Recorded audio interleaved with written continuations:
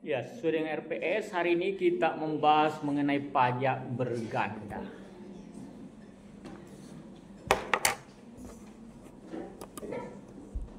Ya, pokok pembahasan kita ya, menjelaskan mengenai perpajakan internasional, kemudian double taxation, kemudian pengertian dan tujuan penghindaran pajak berganda, serta tax avoidance dan anti tax avoidance.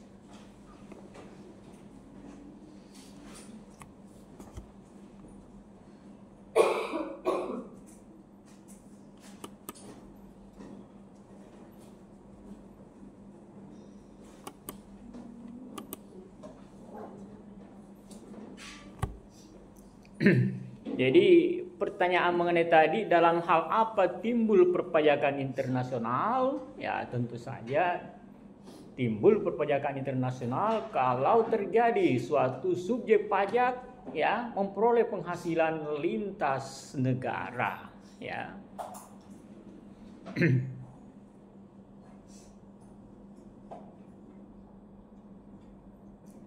Ya, kemudian terkait dengan aspek internasional dari hukum. Jadi perpajakan internasional itu mencakup mengenai aspek internasional dari hukum pajak penghasilan dari suatu negara. Jadi yang diatur di sini hanya pajak penghasilan, tidak mencakup pajak pertambahan nilai, ya. Jadi aspek internasional dari hukum pajak. Kalau dulu perpajakan kita yang terkait dengan aspek internasional itu diatur di pasal berapa? Ya, PPH pasal 24, kemudian ada PPH pasal 26, ya. Kemudian diatur juga di pasal 18, ya. Pasal 18 terkait dengan bagaimana pengakuan penghasilan, ya, atas wajib pajak dalam negeri, ya, yang mempunyai kepemilikan lebih dari 50% ya di perusahaan luar negeri, ya, di subjek pajak luar negeri, ya. Jadi kalau mempunyai kepemilikan ya lebih dari 50%, ya, maka pasal 18 ya ayat 2 itu memberikan kewenangan kepada Kementerian Keuangan untuk menetapkan saat diperolehnya penghasilan.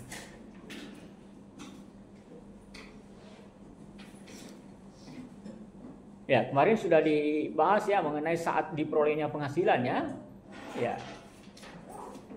Ada saat diterimanya penghasilan dan ada saat diperolehnya penghasilan, ya. Jadi saat diterimanya penghasilan kalau itu bukan dari usaha, ya. Bukan dari usaha, ya. Tapi kalau dari usaha maka saat perolehnya penghasilan itu kalau dari usaha maka saat pengakuan pendapatan adalah saat diperolehnya penghasilan, ya, yang mengacu pada cash basis, ya. Kemudian jika kepemilikan lebih dari 50% itu juga saat diperolehnya penghasilan, ya, dan diberikan kewenangan kepada Kementerian Keuangan untuk menetapkan saat diperolehnya penghasilan bila mana, ya, bila mana ya saat diperolehnya penghasilan itu kalau terjadi di kepemilikan, ya, bila mana terjadi kepemilikan lebih dari 50%, ya. Jadi meskipun dia mengatakan misalnya bahwa saya belum dibayar dividen, belum terjadi pembayaran dividen, maka ada ketentuan dari Kementerian Keuangan yang menetapkan saat diperolehnya penghasilan.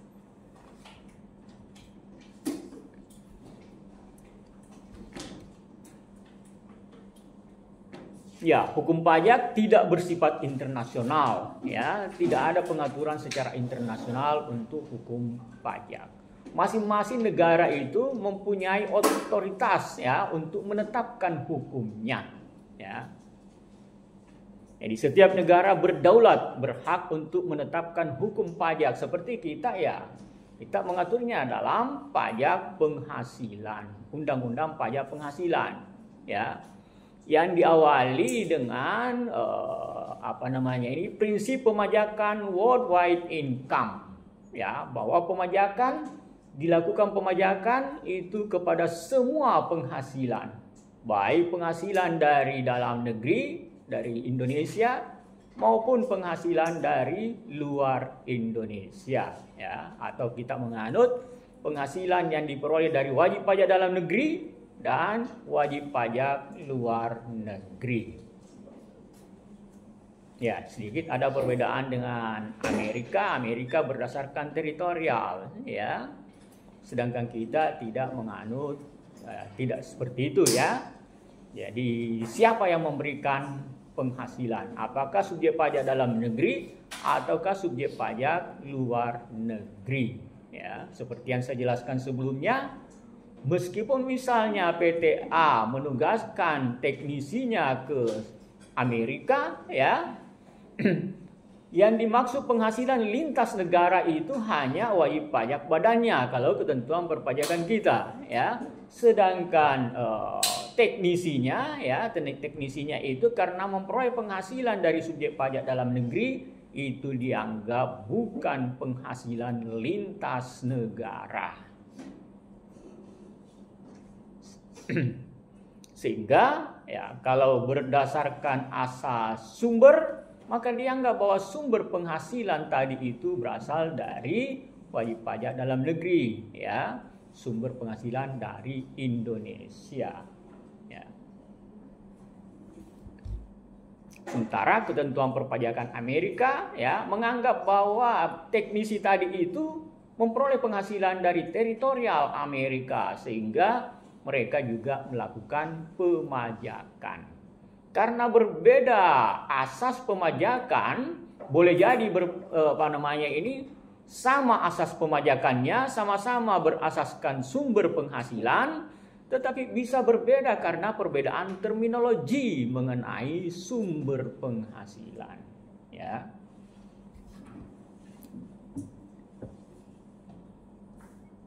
Ya, hukum perpajakan internasional yang termuat dalam hukum pajak suatu negara itu mengatur dua hal, ya.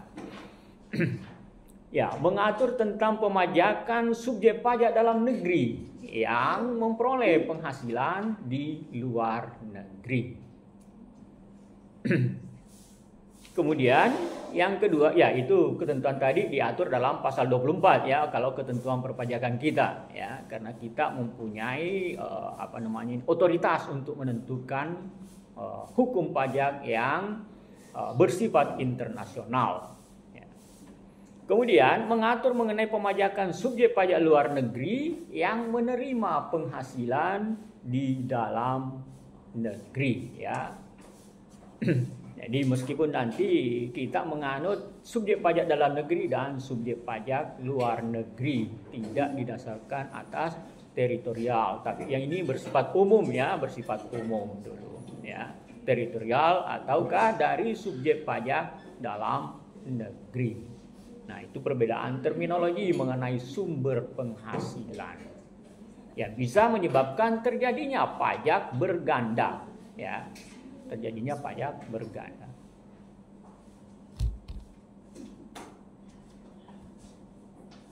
Ya, seperti yang kita bahas dulu, ya, bahwa kita ini menganut, ya, siapa yang memberikan penghasilan itu yang menentukan sumbernya, ya. Bahwa kalau diberikan oleh wajib pajak dalam negeri, ya, kepada subjek pajak luar negeri, maka itu diatur dalam pasal 26, ya. Di sini yang diberikan kewajiban adalah subjek pajak dalam negeri untuk melakukan pemotongan atau pemungutan pajak manakala ada subjek pajak luar negeri yang memperoleh penghasilan di dalam negeri, ya, di dalam negeri atau wajib pajak dalam negeri, ya, wajib pajak dalam negeri. Kemudian tadi ada wajib pajak dalam negeri itu memperoleh penghasilan dari wajib pajak luar negeri, ya. Jadi memperoleh penghasilan di luar negeri. Kalau undang-undang pajak domestik itu dan undang-undang pajak negara lain, misalnya negara Singapura atau Amerika, ya, menyebabkan terjadinya pajak berganda, ya, maka hanya bisa dieliminir dengan adanya tax treaty, ya. Kalau berbeda asas pemajakan, ya, dan juga berbeda terminologi, misalnya terminologi mengenai sumber penghasilan. Jadi ada undang-undang pajak kita, ya, kemudian ada undang-undang pajak negara lain berbenturan, ya, melakukan pemajakan untuk penghasilan yang sama, ya, dari wajib pajak yang sama, ya, maka terjadi pajak berganda, ya. Jadi seperti kita misalnya, ya, kalau pasal 24 tadi itu belum mencakup yang ayat yang menyatakan adanya kredit pajak, maka sebelum adanya aturan mengenai kredit pajak, ya, sebelum sampai ke situ, maka sebenarnya kita akan memajaki penghasilan wajib pajak kita, ya, baik yang bersumber dari dalam negeri maupun dari luar negeri, sesuai dengan yang diatur dalam pasal 4 ayat 1 dan juga di pasal awal dari pasal 24, ya, yang mengatakan bahwa ada kewajiban dari subjek pajak dalam negeri untuk menggabungkan penghasilan luar negeri dengan penghasilan di dalam negeri, ya. Itu merupakan penerapan dari pasal 4 ayat 1, ya. Itu merupakan penerapan pasal 4 ayat 1. Nah, kalau di sana itu juga memajaki subjek pajak kita, ya, maka terjadilah pajak berganda, ya. Jadi pajak berganda itu terjadi kalau suatu penghasilan dari satu subjek pajak dipajaki, ya, memperoleh penghasilan lintas negara dipajaki oleh negara di mana dia berdomisili dan di negara dia memperoleh sumber penghasilan. Terjadilah pajak berganda, ya. Itu kalau terjadi perbedaan asas pemajakan, ya. Ya, jadi di sini ada dua asas pemajakan, ya, yang melihat mengenai faktor koneksi, ya, faktor koneksinya. Ya. Jadi dua asas pemajakan dengan memperhatikan faktor koneksi, ya. Koneksi yang pertama adalah personal connecting factor, ya, atau resident concept, ya. Ya, ini melihat keterkaitan antara negara dengan subjek pajaknya, ya. Jadi pengaturan perpajakannya adalah bahwa subjek pajaknya ada di negaranya, ya. Subjek pajaknya ada di negaranya sehingga dia berhak untuk melakukan pemajakan di mana saja penghasilan dia peroleh, baik di dalam negeri maupun di luar negeri. Jadi keterkaitan antara negara dengan subjek pajaknya, hak pemajakan suatu negara didasarkan atas subjek pajaknya, ya. Jadi atas subjek pajak. Jadi kalau berdasarkan subjek pajak, ya seperti kita, undang-undang kita, ya, memajaki baik penghasilan dari dalam negeri dan penghasilan dari luar negeri, ya. Meskipun nanti ada aturan yang menyatakan bahwa pajak yang dibayar di luar negeri bisa menjadi pengurang pajak penghasilan di dalam negeri, ya, sebatas perhitungan pajak menurut ketentuan perpajakan kita. Kemudian asas pemajakan yang kedua, ya, melihat keterkaitan antara suatu negara dengan sumber penghasilannya atau objektif connecting factor. Ya, source concept, ya. Jadi keterkaitan antara negara dengan letak objek pajaknya seperti yang saya jelaskan kemarin ya. Kalau ada ya tenaga ahli dari Prancis misalnya ya memperoleh penghasilan di negara Afrika misalnya Ghana ya, negara Ghana ya yang termasuk miskin ya. Maka kalau berdasarkan asas connecting factor ya, maka yang berhak melakukan pemajakan adalah Prancis ya. Karena subjek pajaknya berdomisili di Prancis ya. Kemudian kalau berdasarkan objektif connecting factor ya, maka yang berhak melakukan pemajakan adalah negara Ghana karena di sini dia melihat keterkaitan antara negara dengan objek pajaknya ya, sumber penghasilannya ya. Ya, jadi awalnya itu negara OECD ya, negara-negara yang tergabung dalam OECD itu menganut yang pertama ya, personal ya, connecting factor. Jadi itu yang dianut oleh OECD ya, sehingga tadi hak pemajakan diberikan kepada Prancis. Ya, ini kemudian dikoreksi oleh United Nations ya, seperti yang saya jelaskan minggu-minggu yang lalu ya, bahwa ini dikoreksi oleh United Nations bahwa itu terjadi ketimpangan, terjadi ketidakadilan ya. Karena kebanyakan negara sumber penghasilan itu adalah negara-negara yang terkebelakang ya.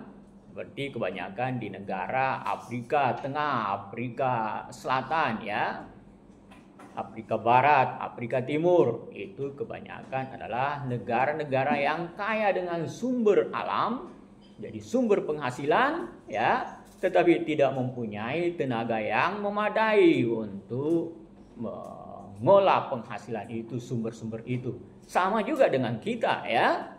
Jadi sumber alam kita itu yang ada di mana itu, Morowali ya, Sorowako, kemudian Luwu ya, itu kebanyakan dikerjakan oleh tenaga-tenaga luar ya, tenaga luar. Ya, kalau berdasarkan asas pemajakan tadi ya, maka yang diberikan kewenangan untuk melakukan pemajakan adalah negara di mana tempat berdomisilinya wajib pajak itu ya. Tetapi kalau sudah memenuhi persyaratan sebagai subjek pajak dalam negeri, meskipun warga negara asing, meskipun warga negara dari RRC misalnya, kalau sudah memenuhi persyaratan menurut ketentuan perpajakan kita bahwa dia adalah subjek pajak dalam negeri, maka dia dianggap bahwa berdomisili di Indonesia, residen ya, merupakan residen kita ya. Yang dimaksud di sini adalah tenaga memang yang berdomisili di luar ya, di luar. Jadi domisili itu tidak mengenal keluarga tidak mengenal secara garis lurus mengenai kewarganegaraan ya. Meskipun warga negara Indonesia kalau sudah lebih dari 183 hari di luar negeri, maka itu menjadi subjek pajak luar negeri ya, subjek. Jadi dianggap sebagai non resident bagi kita ya. Ya, ini dianut oleh United Nations. Jadi hak pemajakan suatu negara berdasarkan keberadaan aktivitas ekonomi atau objek pajaknya ya. Seperti kita di sana ya, tidak usah jauh ke Ghana ya, di Morowali sana itu ya, Morowali sana. Sepanjang ya, tenaga kerja tadi belum menjadi residen ya. Kalau sudah menjadi residen tidak ada lagi masalah ya, karena memang dia subjek pajak dalam negeri ya. Yang seperti kita bahas kemarin ya, bahwa subjek pajak dalam negeri itu kalau WNA ya, ketentuan umumnya adalah dipajak atas penghasilannya di Indonesia dan dari luar Indonesia kalau sudah menjadi subjek pajak dalam negeri. Tetapi nanti ada pengecualian bahwa penghasilannya di luar Indonesia boleh tidak dipajaki asalkan memenuhi persyaratan-persyaratan tertentu. Misalnya dia mempunyai keahlian tertentu, ya. Jadi mempunyai keahlian tertentu. Meskipun dia sudah menjadi subjek pajak dalam negeri, sudah residen, ya. Residen. Ya, ini juga bisa menimbulkan timbulnya pajak berganda, ya. Manakala berbeda terminologi mengenai residen, ya. Kita warga negara Amerika yang sudah berada di Indonesia selama 183 hari itu sudah menjadi residen. Sudah lebih dari 183 hari, ya, sudah 183 hari atau lebih, ya. Itu sudah menjadi residen. Kalau Amerika ya itu tidak menganut hal seperti itu. Dimanapun warganya berada tetap sebagai residennya. Maka di situ juga bisa timbul pajak berganda.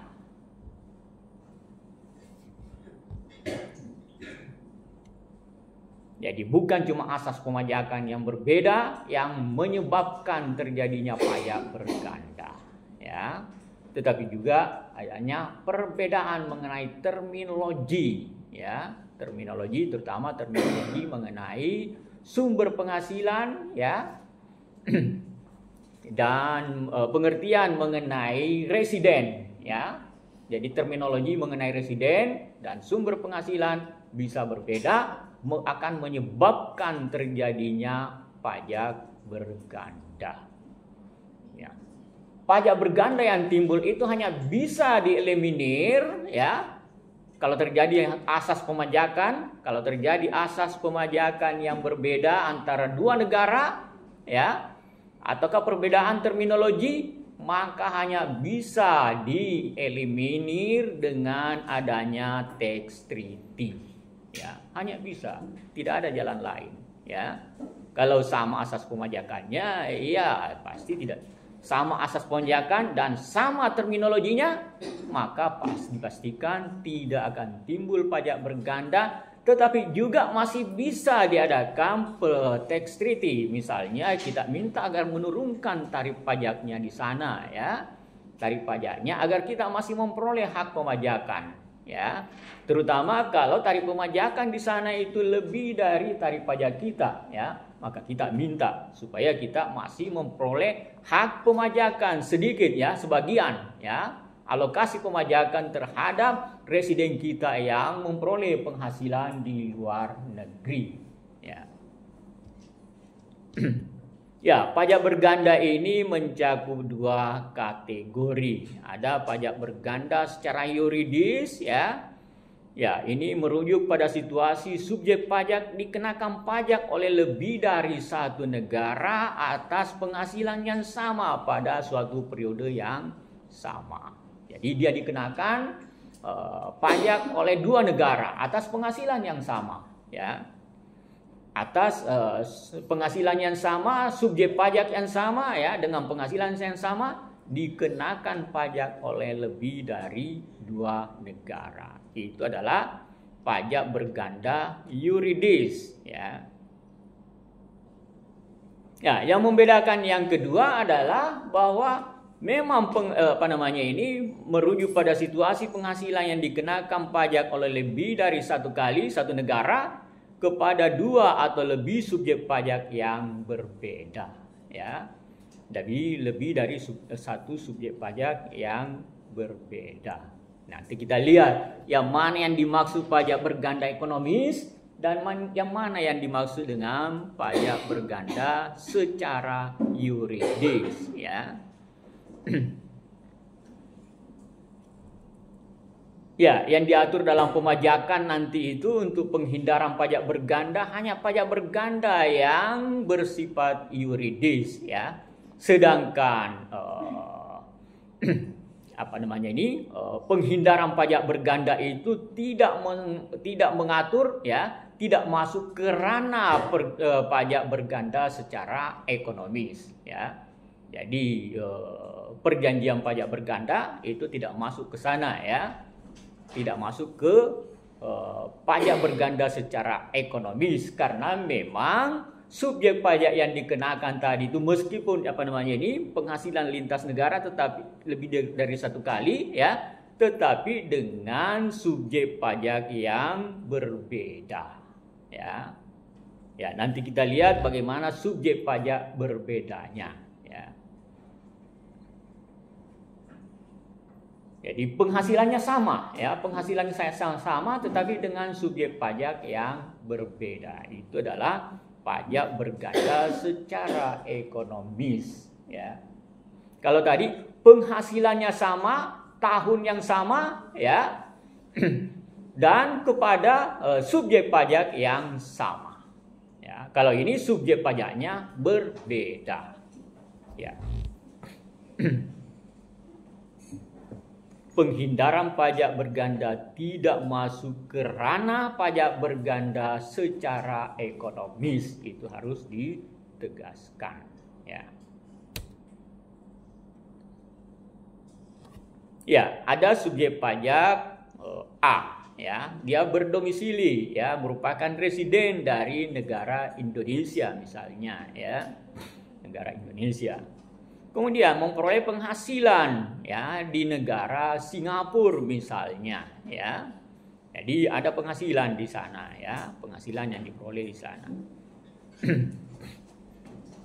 Ya, terjadi pajak berganda manakala baik Indonesia maupun negara Singapura mengenakan pajak. Karena subjek pajaknya sama ya, subjek pajak A ya, dia memperoleh penghasilan di Singapura ya, baik negara domisili maupun negara sumber melakukan pemajakan ya atas penghasilan yang sama dari subjek pajak yang sama ya.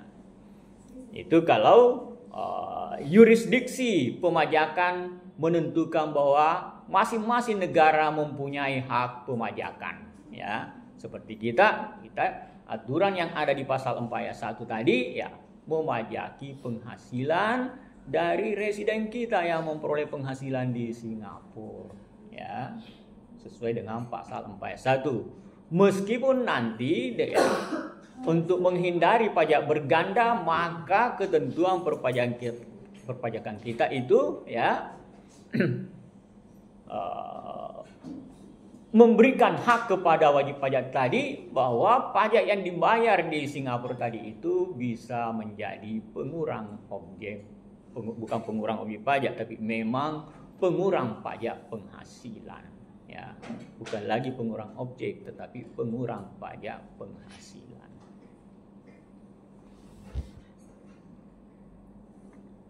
Ya, jadi penghasilan yang diterima oleh subjek pajak termasuk dalam yurisdiksi pemajakan negara Indonesia maupun negara Singapura. Maka terjadilah pajak berganda secara yuridis. Nah, ini pajak berganda secara ekonomis ya. Penghasilan yang sama tetapi dengan subjek pajak yang berbeda. Ya, subjek pajak berbeda yang mana? Yang pertama adalah atas badannya, ya, badannya. Sedangkan yang kedua itu setelah didistribusi ke pemegang saham, dividennya juga dipajaki, ya.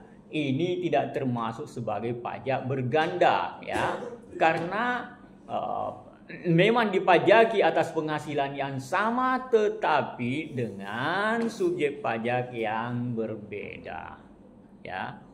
Yang pertama dipajaki atas penghasilannya itu ya, itu adalah atas subjek pajak badannya ya.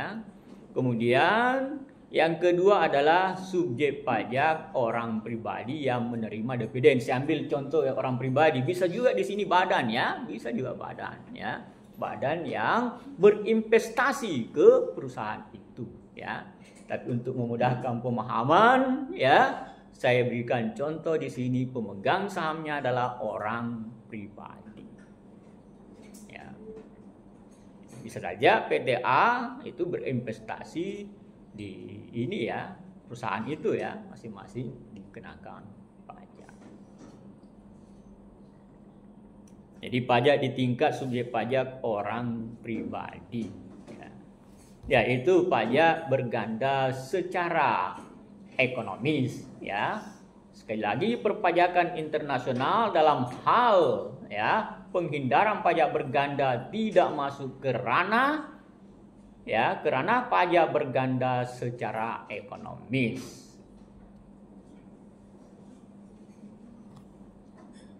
Kemudian bagaimana mengeliminasi pajak berganda, ya? Ya. jika apa namanya ini penghasilan lintas negara tadi itu menyebabkan adanya pajak berganda, yaitu dipajaki oleh negara sumber dan negara domisili, ya. Maka ada apa namanya ini ketentuan dalam P3B, ya, bagaimana mengeliminasi pajak berganda, ya. Jadi eliminasi pajak berganda dilakukan dengan tindakan bilateral kalau hanya dua negara. Kalau kesepakatan misalnya ASEAN maka multilateral, ya. Atau kesepakatan negara G20, ya. Atau kesepakatan antar negara OECD karena kita sudah masuk sebagai negara OECD, ya. Maka itu merupakan perjanjian multilateral. Jadi multilateral oleh suatu negara, ya, Indonesia dengan sesama negara ASEAN atau hanya dengan Singapura saja, ya. Ya, kita baru saja meratifikasi perjanjian pajak berganda dengan ini beritanya, ya, dengan Singapura, ya, dan Uni Emirat Arab, ya. Ini dulu ada webinarnya tapi tidak sempat saya ikuti.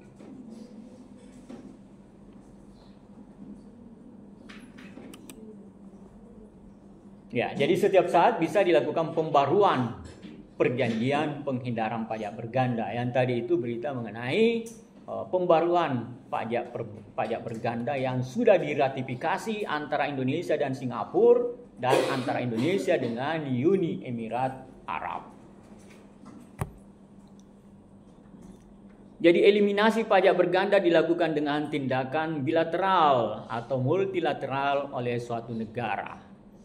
Kemudian tujuan diadakannya P3B sebagai upaya menghindari pajak berganda, dan pajak yang berganda dimaksud di situ adalah pajak berganda secara yuridis saja, ya. Jadi P3B ya ini mempertegas ya bahwa P3B hanya bertujuan untuk menghilangkan dampak pajak berganda secara yuridis dan tidak masuk ke ranah menghilangkan dampak pajak berganda secara ekonomis.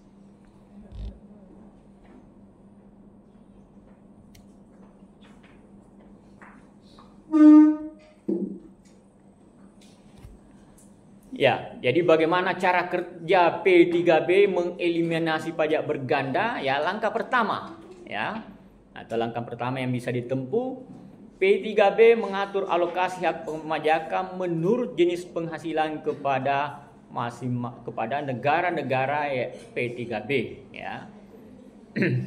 Negara-negara yang mengadakan perjanjian penghindaran pajak berganda.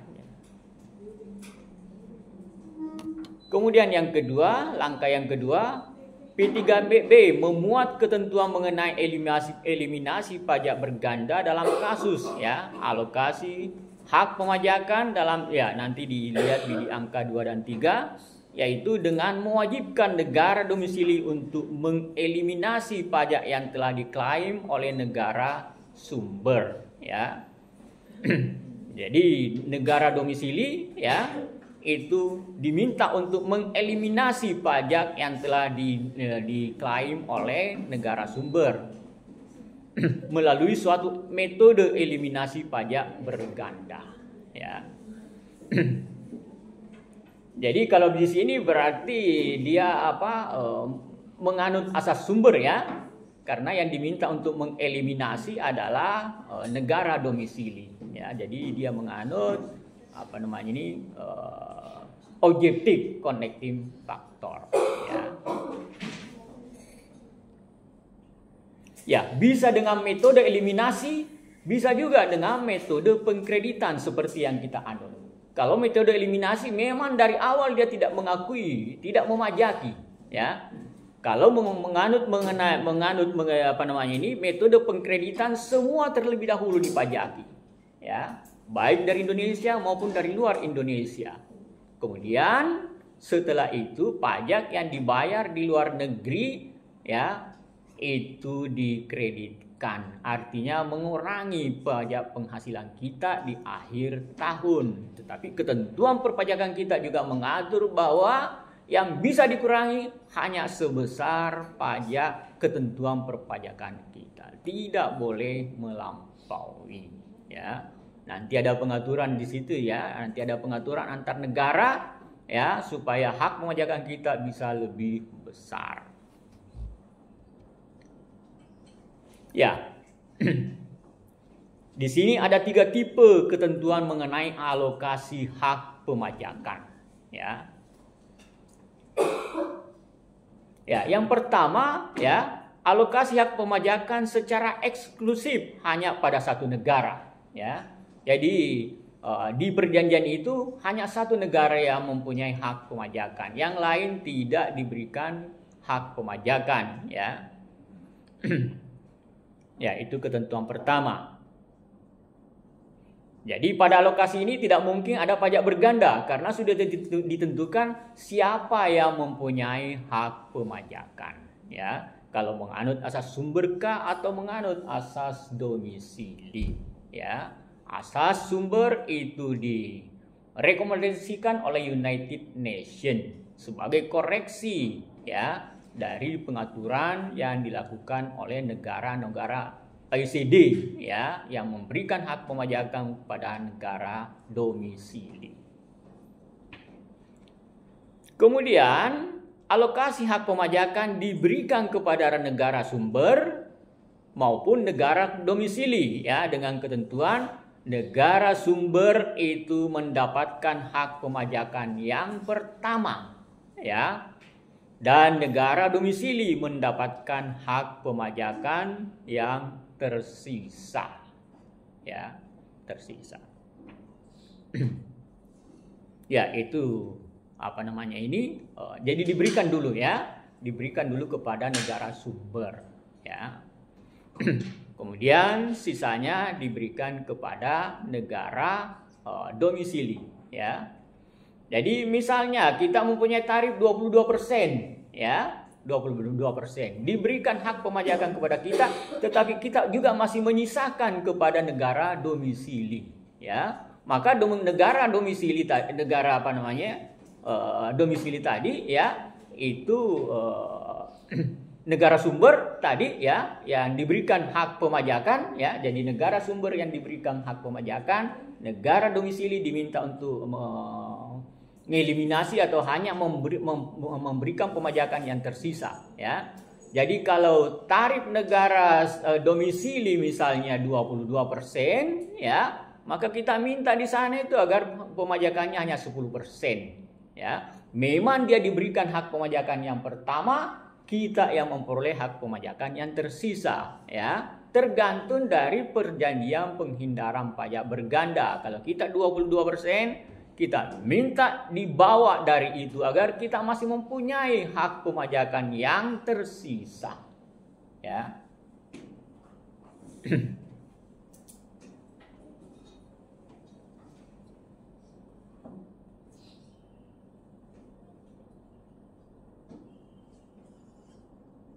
Ya, ini mendapatkan hak pemajakan klaim yang tersisa, ya. Kemudian, ya, ini tadi yang diatur yang ketiga ini, ya. Jadi apabila alokasi hak pemajakan diberikan kepada negara sumber dan negara domisili, ya, dengan ketentuan negara sumber mendapatkan hak pemajakan yang pertama, tetapi dengan pembatasan tarif, ya. Jadi seperti tadi, ya, sudah ditetapkan pembatasan tarifnya, bahwa di sana itu hanya sekian tarifnya, ya.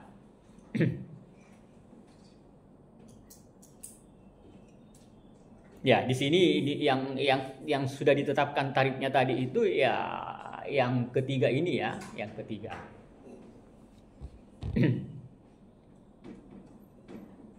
Jadi kalau negara kita ini tarifnya 22%, maka kita minta negara sumber ya itu menetapkan tarif yang rendah. Ya.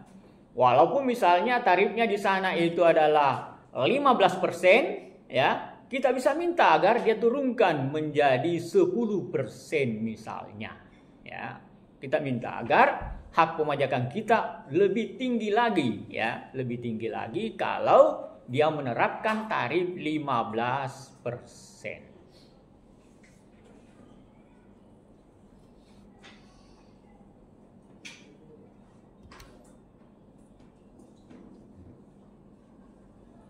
Ya, ini adalah tujuan penghindaran pajak berganda, ya. Ini memfasilitasi perdagangan internasional dan arus investasi ya antar negara yang tidak merugikan para investor ya yang memperoleh penghasilan ya. Jadi memfasilitasi perdagangan internasional ya. Kalau terjadi pajak berganda maka ada kelesuan ya bagi para subjek pajak untuk melakukan aktivitas ekonomi lintas negara ya. Kemudian menyediakan kepastian kepada rezim pajak yang dihadapi oleh investor ya dan pengusaha, juga menghindari kemunduran perdagangan internasional ya. Jadi kalau terjadi pajak berganda tentu saja akan menyebabkan kemunduran perdagangan internasional.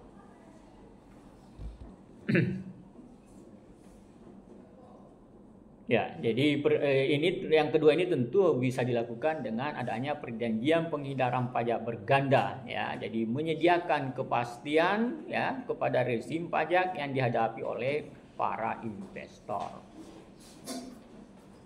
Kemudian menyediakan kerjasama antar otoritas pajak untuk mengurangi penghindaran pajak dan penggelapan pajak ya.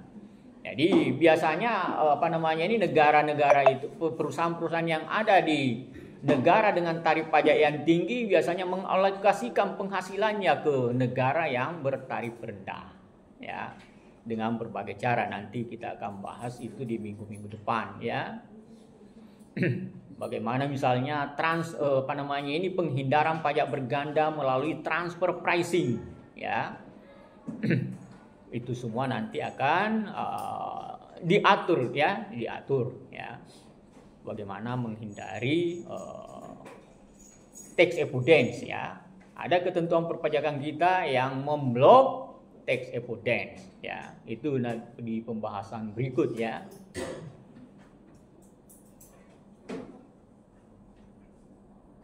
Ya, menyediakan kerjasama antar otoritas pajak untuk memerangi penghindaran pajak dan penggelapan pajak. Ini nanti kita lihat jadi ada berbagai macam bentuk penggelapan pajak ya.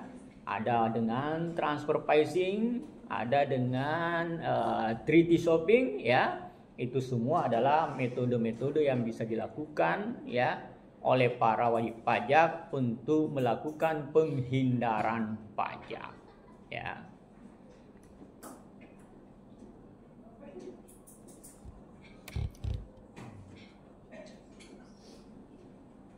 Ya, kemudian menyediakan pertukaran informasi ya dengan pandangan untuk mengurangi penghindaran dan penggelapan pajak dan juga bertujuan untuk melaksanakan P3B dan hukum domestik di negara yang bersangkutan. Kemudian mengeliminasi bentuk diskriminasi pajak tertentu ya. Kemudian membagi penerimaan pajak antar dua negara ya. Tentu ini dilakukan dengan tax treaty ya. Kemudian menyediakan bantuan kerjasama dalam menagih penerimaan pajak. Kemudian membentuk hubungan fiskal antar otoritas pajak ya yang berwenang dari kedua negara.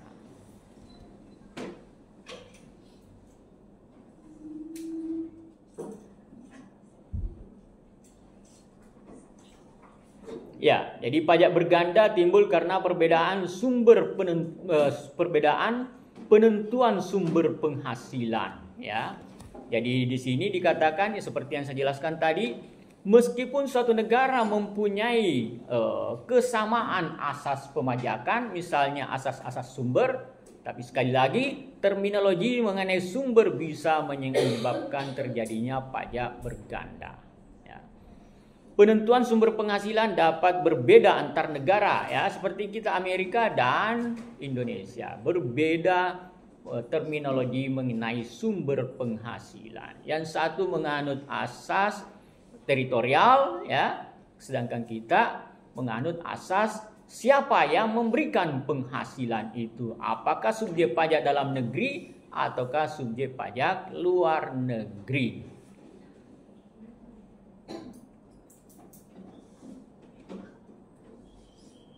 Ya, jadi perbedaan mengenai sumber, ya, terminologi sumber itu menimbulkan pajak berganda. Ya, perbedaan mengenai terminologi sumber juga perbedaan mengenai terminologi residen, ya, residen. Ya, seperti Amerika misalnya, ya, dianggap residen walaupun sudah berapa lama di negara lain. Sedangkan kita menganggapnya sebagai subjek pajak dalam negeri ketika dia berada di Indonesia lebih dari 183 hari. Itu juga ada perbedaan terminologi baik sumber maupun terminologi mengenai residen, ya, subjek pajak dalam negeri.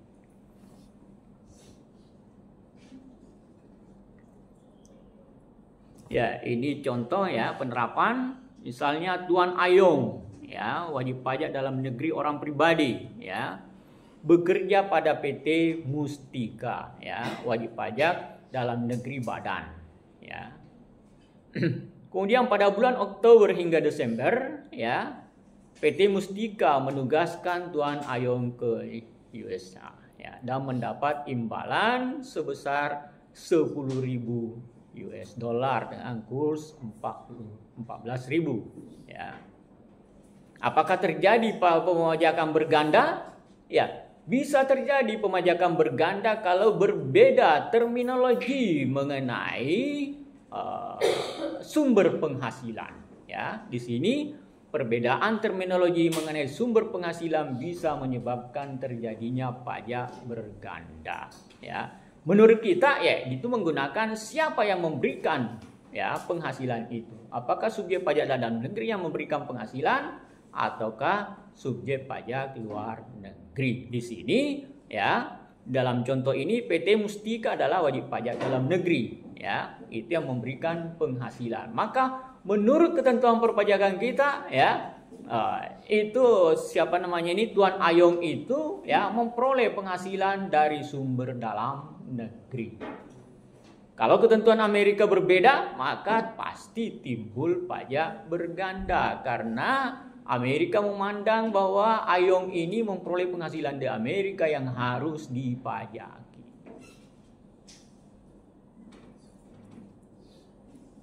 Ya, jadi bisa terjadi pajak berganda meskipun asas pemajakan sama, tetapi terminologi mengenai sumber berbeda. Ya. Bisa juga disebabkan oleh terjadinya perbedaan terminologi mengenai pengertian terminologi residence, ya. Jadi contoh yang kedua, ya, penerapan, ya, Mr. George, ya, warga negara USA, ya, bekerja pada PT Kendi Ajaib. Ini wajib pajak dalam negeri badan, ya. Ya, George ini pada bulan Maret 2021 berniat untuk tinggal di Indonesia karena sudah menandatangani kontrak kerja selama 2 tahun dengan PT Kendali Ajaib, ya, dengan memperoleh imbalan 145 juta, ya. Ya, di sini juga bisa menimbulkan pajak berganda karena adanya perbedaan terminologi, ya, terminologi mengenai residen. Kita menganggap bahwa dia sudah residen sehingga kita memajakinya. sebagai dengan pengaturan sebagai subjek pajak dalam negeri, ya. Bukan lagi diperlakukan sebagai subjek pajak luar negeri. Amerika juga menganggap bahwa dia mempunyai hak pemajakan karena terminologi mereka mengenai residen itu tidak menganut seperti yang kita anut bahwa lebih dari 183 hari. Ya. Kebanyakan negara itu menganut yang seperti kita, ya. Meskipun ada harinya yang berbeda, ya. Kebanyakan. Maka tentu saja kita harus melakukan perjanjian penghindaran pajak berganda dengan Amerika agar tidak terjadi pajak berganda, ya. Harus dieliminasi pajak berganda itu agar tidak terjadi kelesuan perdagangan atau aktivitas lintas negara.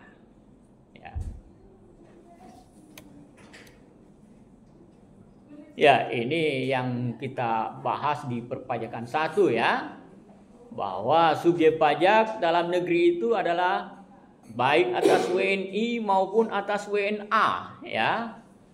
Kalau dia sudah bertempat tinggal di Indonesia ataukah orang pribadi itu, ya, orang pribadi tadi WNA atau WNI tadi itu, ya, sudah berada di Indonesia lebih dari 183 hari dalam 12 bulan, ya. Kemudian berada di Indonesia dan berniat untuk tinggal di Indonesia seperti George tadi itu, ya, dalam contoh tadi, ya. Maka dia menjadi subjek pajak dalam negeri. Kemudian ada badan yang didirikan atau bertempat kedudukan di Indonesia. Kemudian warisan yang belum dibagi, ya, sebagai satu kesatuan menggantikan yang berhak, ya, pewarisnya. Kemudian yang dimaksud dengan subjek pajak luar negeri menurut terminologi perpajakan kita, ya, ketentuan perpajakan kita, ya, itu adalah orang pribadi yang bertempat tinggal di Indonesia, ya. Kemudian yang tidak, ya, orang pribadi yang bertempat tinggal yang tidak bertempat tinggal di Indonesia, ya. Ada tanda tidak sama dengan yang saya tidak lihat, ya. Kemudian WNA yang berada di Indonesia lebih dari 183 hari seperti yang saya jelaskan tadi dan sebelumnya, bahwa warga negara kita di mancanegara, ya, baik sebagai TKI maupun TKW, kalau sudah berada di luar Indonesia lebih dari 183 hari, ya, maka dia berstatus sebagai subjek pajak luar negeri. Sehingga penghasilan yang dipajaki atas mereka itu hanya kalau memperoleh penghasilan di Indonesia. Penghasilan dari gajinya di sana itu tidak dipajaki lagi, ya. Kemudian, ya, WNI yang berada di luar Indonesia lebih dari 183 hari, ya.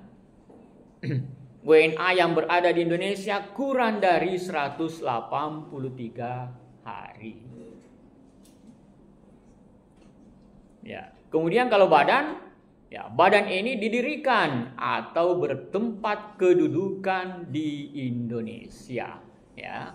Dia bisa memperoleh penghasilan baik dengan membentuk BUT ataupun tidak membentuk BUT, ya. Ya, BUT itu kita sudah pelajari di perpajakan 1, ya. Ya, itu materi kita hari ini. Kalau ada yang mau didiskusikan silakan, ya.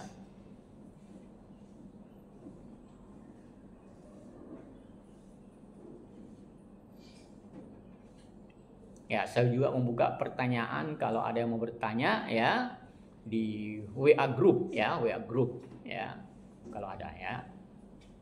Baik, ini pembahasan, ya, karena perpajakan internasional pasti mengarah ke situ, ya. Jadi kita sudah bahas sebelum-sebelumnya juga, ya. Tapi ini khusus mengenai pajak berganda dan penghindaran pajak berganda, ya. Ya, tadi ada di awal itu tax avoidance dan anti tax avoidance, itu sebenarnya nanti kita bahas di minggu-minggu berikutnya. Ada pembahasan khusus mengenai tax avoidance dan anti tax avoidance. Bagaimana bentuk-bentuk tax avoidance dan bagaimana ketentuan perpajakan kita untuk menghindari tax avoidance. Ya. Jadi yang dimaksud tax avoidance di sini adalah tax avoidance yang sudah bersifat masif. Ya, atau sudah masuk ke ranah penggelapan pajak, bisa sudah masuk ya, meskipun masih berstatus sebagai tax avoidance ya, tetapi kalau sudah memanipulasi maka itu sudah masuk tax evasion ya. Jadi ada tax avoidance yang tidak melanggar ya. Kalau saya misalnya ya, berdasarkan pertimbangan saya, komposisi modal dan utang, saya mengatakan bahwa yang baik adalah 90% ya. Berarti itu menimbulkan beban bunga ya. Nanti anti tax avoidance yang ada dalam ketentuan perpajakan kita menyatakan bahwa meskipun 90% rasio utang terhadap modal, keseluruhan modal ya, tetapi yang dibenarkan untuk menjadi pengurang objek pajak itu hanya atas dasar 80%. Ya, dulunya hanya 70%, tapi mungkin mengakomodir dari kepentingan para wajib pajak berdasarkan pertimbangan leverage ya, leverage. Jadi leverage itu ada di manajemen keuangan ya, Anda pelajari ya. Jadi mencari titik equilibrium ya, mencari titik equilibrium sehingga di situ terjadi keuntungan optimal terhadap pemilik ya. Jadi memberikan keuntungan yang optimal terhadap pemilik ya. Ya, itu Anda pelajari di manajemen keuangan. Karenanya banyak penelitian dari teman-temanmu itu ya yang meneliti mengenai leverage ya. Apakah itu untuk kepentingan penghindaran pajak atau bukan? Ya. Kalau banyak perusahaan yang struktur modalnya itu sudah di atas 80% ya. Sudah 80%. Baik, ada yang mau didiskusikan? Ya, kalau tidak ada saya akhiri kuliah ini karena memang sudah pas waktunya ya. Assalamualaikum warahmatullahi wabarakatuh dan selamat siang.